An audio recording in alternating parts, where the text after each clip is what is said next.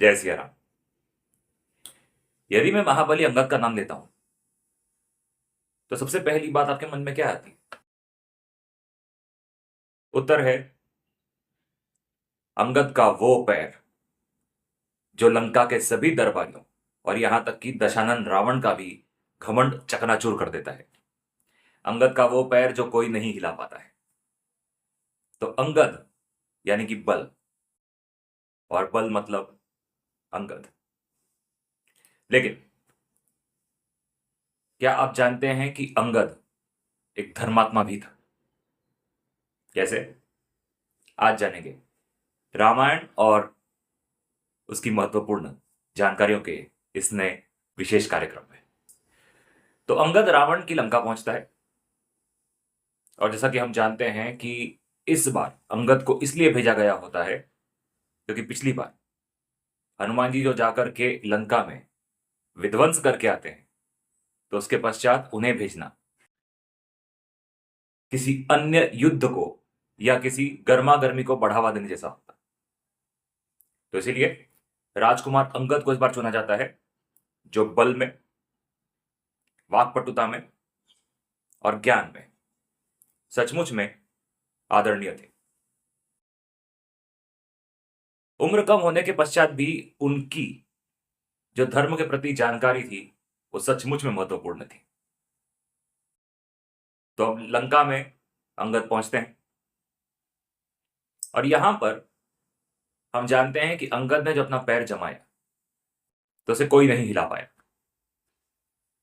परंतु उसके थोड़ा पहले कुछ ऐसा हुआ होता है जिससे अंगद के धर्म ज्ञान का परिचय होता। तो दूत होने के नाते अंगद और रावण के बीच एक वार्तालाप होता है।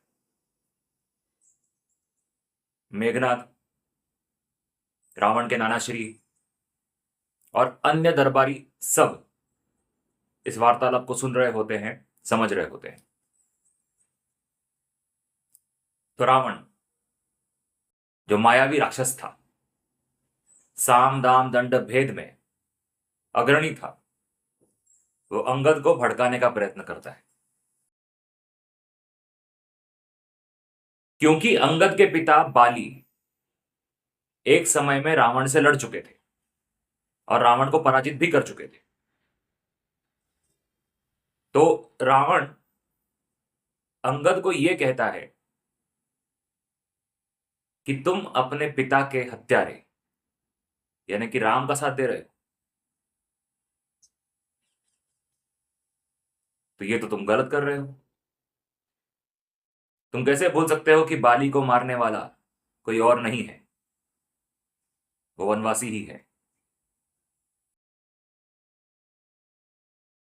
और चूंकि उस युद्ध के पश्चात बाली ने रावण के साथ मित्रता की थी, क्योंकि रावण की शक्ति भी कम नहीं थी,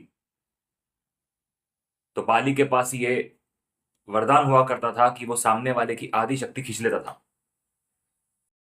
तो उसने रावण की आधी शक्ति खींच ली थी और इसीलिए वो युद्ध में जीता था। लेकिन उसके पश्चात उसने रावण का आदर करते हुए उससे मित्रता भी की। तो यही मित्रता रावण अंगद को याद दिलाता है और कहता है कि तुम्हारे पिता तो मेरे मित्र हुआ करते थे।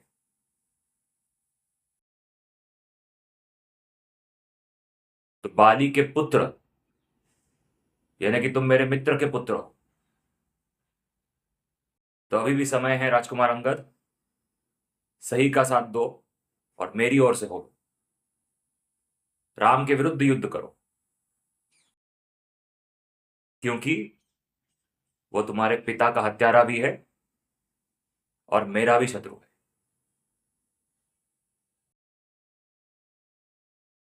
अब इसी को कहते हैं सामने वाले की मति भ्रष्ट करना। परंतु इस पर जो उत्तर अंगद देता है वो सचमुच में यह बताता है कि अंगद महाज्ञानी था। अंगद कहता है कि मुझे तुमसे धर्म सीखने की आवश्यकता नहीं है। मुझे पता है कि धर्म क्या है, और क्या नहीं है। और धर्म मतलब प्रभु श्री राम। धर्म का दूसरा नाम भगवान श्री राम। तो हे दशानंद, मुद्दे की बात करो। अभी भी समय है, मां भगवती सीता को लौटा दो, श्री राम तुम्हें क्षमा कर देंगे।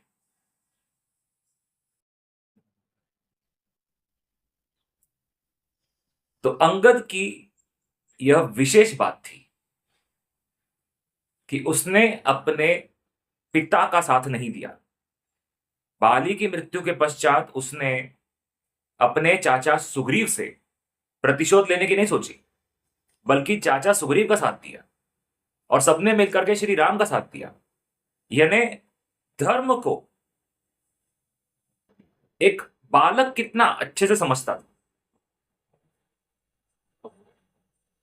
अंगद जानता था कि उसके पिता दुष्ट थे। बाली ने सुग्रीव की पत्नी को अपने यहां पर बंदी बनाकर रखा था। भाई की पत्नी को बंदी बना के रखना घोर पाप है। और इसीलिए बाली ने मरते समय भगवान श्री राम से क्षमा मांगी थी। और अंगद इस बात को अच्छे से समझता था।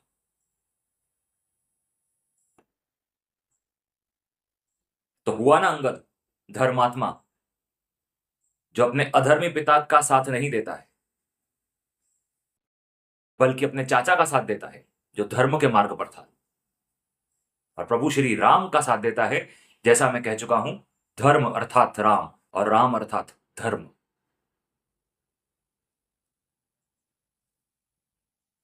तो हमारे भी जीवन में हमें ऐसे रावण मिलते हैं जो हमें बरगलाने का प्रयत्न करते हैं, जो हमें कहते हैं कि राम से विमुख हो जाओ, अपने ईश्वर से विमुख हो जाओ, राम तुम्हें देगा ही क्या, तुम्हारा भगवान तुम्हें देगा ही क्या। लेकिन उस समय पर